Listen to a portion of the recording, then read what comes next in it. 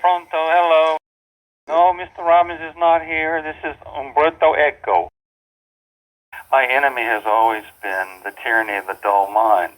Music and poetry and painting and sometimes films and sometimes even novels can open the doors of perception.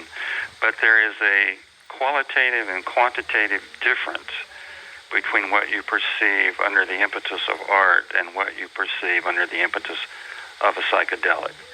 What I do in my work is try to combine fantasy, what we call fantasy, and humor, and spirituality, and sexuality, and poetry in mixtures that have not been seen before in literature.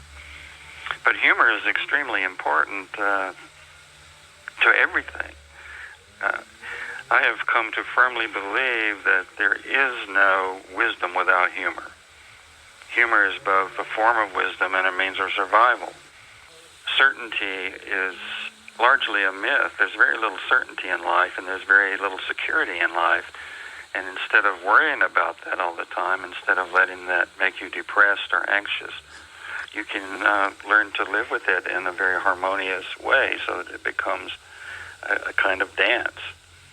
I try not to fear anything, but that's not always successful. So the thing I'm most afraid of is boredom. I fight it with my work, but also with my life, the way I live my life. My enemy has always been the tyranny of the dull mind, because I think that much of what we call evil in the world is actually dullness or a result of people with dull minds.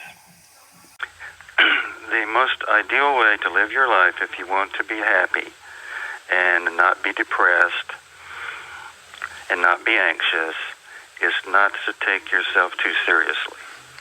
It sounds very simple, but that is the key to the treasure. And if we can stop taking ourselves too seriously, then we can live like Adam and Eve in paradise. Sto come un papa. Bye-bye.